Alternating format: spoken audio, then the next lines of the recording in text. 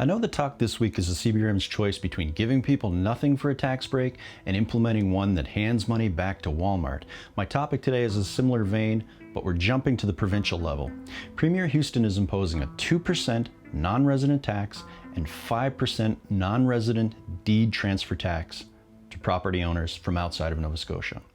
We're not exactly Vancouver here in the CBRM, but I can tell you this. The policy is a much better fit with the HRM, but definitely not very good here in the CBRM. And if it's not obvious to you, I'm going to tell you why. Hi, I'm Joe Ward of Boxer Shorts Media. Let's start with a very basic analogy I've slapped together today. It might be a little dystopian and a little flat-footed, but stay with me until I make this point. Let's imagine that everyone needs to ingest 3 liters of water a day to survive and be healthy. Now imagine that due to big differences in our economies, it turns out that the average person in Halifax has access to 4 liters of water per day, and the average CBRM citizen has access to 2.5 liters per day. But the government decides it has to conserve water, and rationing is the way to go. Since Halifax has the biggest population, and since they have about an extra liter per person, the government decides to reduce the water rationing across the province by 1 liter. This isn't one of those tricky puzzles you see on Facebook. Reducing water rations by 1 liter pulls back some of Halifax's excess, but they still have the quantity of water they need to be healthy. But we know that the CBRM was already half a liter short.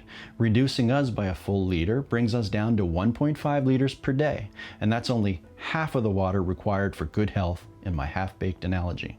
Okay, what a stupid analogy. Who would do something stupid like that? Let's jump back to the differences in the tax base in the CBRM versus the HRM. We're already taxed to death here in the CBRM, and the only sustainable way to reduce pressure on us, other than writing a bigger equalization check, is to grow our tax base. In plain speak, we need more people to develop properties, to share in the tax burden we face, to keep this place running, and that's it. But Halifax is doing very well in that department, and we're not up to par, and we're decades in the hole.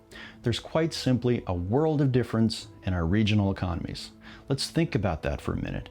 Could you fix the water rationing policy we just talked about in the half-baked analogy? Is it fair to say that you'd probably suggest reducing the Halifax water quota by 1 liter, but either leaving the CBRMs alone or even adding half a liter to it in order to ensure that we're staying healthy too? That makes sense. And it's actually very easy to translate that to the non-resident tax policy. If they want to discourage investment, slow the market, reduce stress on housing in the HRM, so be it, have at it. But keep the policy a regional one. There's no rule to insist that the same policy has to be applied everywhere, even when it helps one region and hurts another. And if there is a rule, I should take this opportunity now to remind everyone that another word for politician is lawmaker. You don't like the rule? Change it, scrap it, make a new rule. Policies that are a good fit with Halifax aren't always a good fit with the CBRM because our economies are vastly different.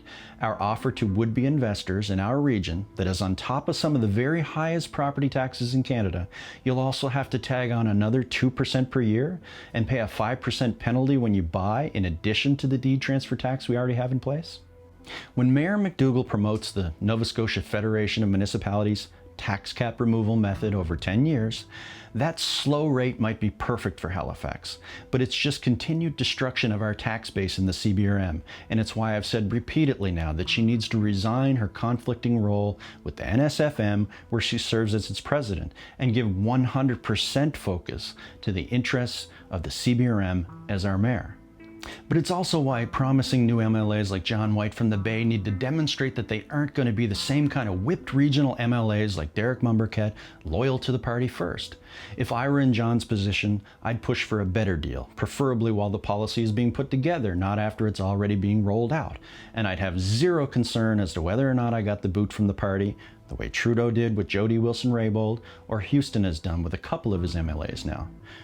To Houston's credit, some of those cuts from the team made sense, but it wouldn't make sense to bench or cut John White for sticking up for the CBRM instead of just standing in the on-deck circle, ready to bat for Team Halifax.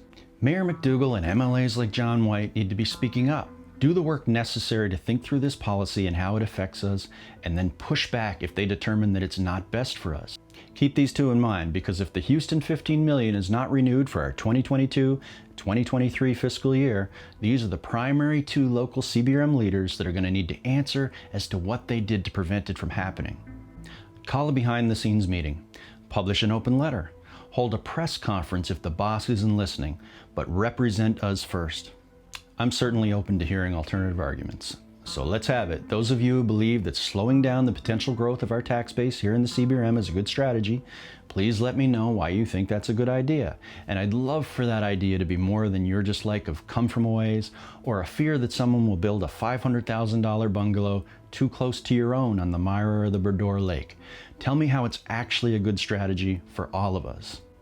And if you like these discussions, please remember to subscribe to Boxer Shorts Media on YouTube or Facebook. Remember, we must always ask, is this good for us here in the CBRM? If it isn't, we need to push back. We're one province, but we have many regions with very different needs, and a good policy needs to address those differences. Bad policy ignores those differences, and bad leaders let it happen. Please hang up and try again.